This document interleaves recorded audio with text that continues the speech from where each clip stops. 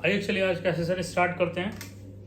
आज हम बिल्कुल सिंपल सेंटेंसेस की बात करेंगे, उसमें कोई टेंशन नहीं होता है। जैसे हम कोई बात करें आपका कि खाने में क्या बोलते हैं, इट बोलते हैं, जाने क्या बोलते हैं, गो बोलते हैं। तो उसमें इसमें आपको दिमाग में प्रेशर यानी कि पूरा जोर नहीं डालना है कि मुझे फर्स्ट फॉर्म लगाना है, सेकेंड, थर्ड, फोर्थ, फिफ्थ, कोई भी ऐसा नहीं है। सिंपल सा अगर जाने का है सीधे गो, पढ़ने का है रीड, इस तरह से आपको इसमें इस्तेमाल करना है। तो हमें स्पेसिफिक सिंपल सेंटेंसेस बहुत सारे होते हैं, लेकिन मैं कुछ सेंटेंसेस की बात करूँगा।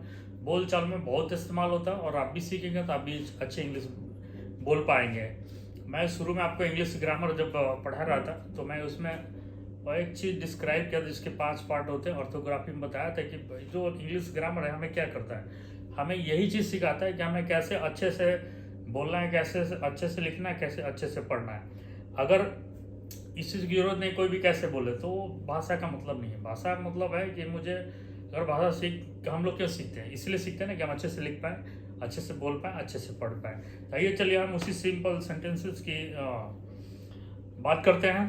Hello, my name is Kumar, welcome to my channel Kumar sir 500।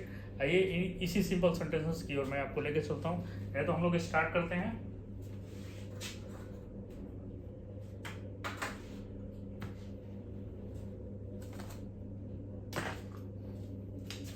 ये इसी इंग्लिश क्लासेस 21 कल 20 का मैंने स्टार्ट किया था। सिंपल सेंटेंस से जैसे मैंने बात किया,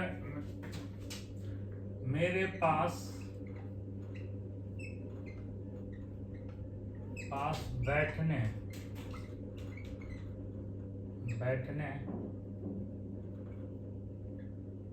की जगह नहीं है।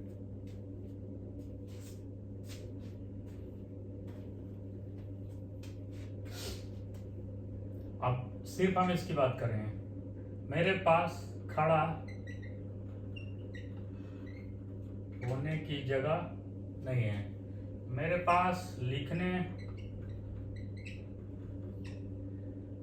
की जगह नहीं है। मेरे पास डांस करने यानी कि नृत्य,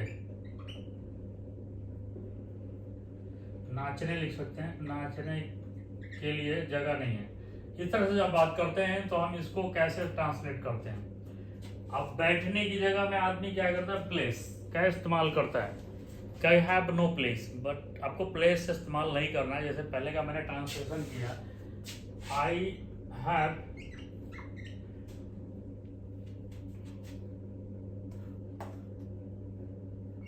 नो प्लेस। प्लेस आपको इस्तेमाल नहीं करना है। प्लेस को आपको रेड मार्कर मेरे पास है नहीं लिखना है। ओके, प्लेस का इस्तेमाल नहीं करना है कि मेरे पास बैठने की जगह नहीं है, I have no place to seat. तो आपको क्या करना है, लिखना है इसकी जगह पे I have no room to seat. अब ये आ गया खड़ा होने का, I have no room to stand.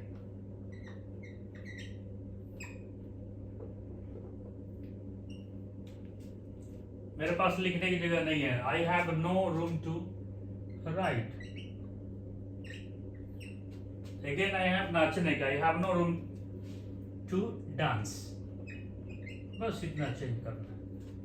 इसमें कोई ज़्यादा इस तरह का टेंशन नहीं है। सिंपल सेंटेंस है जिसमें बात करते हैं, इसको इसमें कोई टेंशन नहीं है। सिंपल सेंटेंस इस तरह से बोलते हैं, मेरे पास बैठने की जगह नहीं है। आप प्लेस इस्तेमाल नहीं करना, प्लेस आपको नहीं इस्तेमाल करना है। मैं बार बार बोल रहा हूँ, आपको इसकी जगह क्या इस्तेमाल करना है, आपको बोलना I have no room to seat.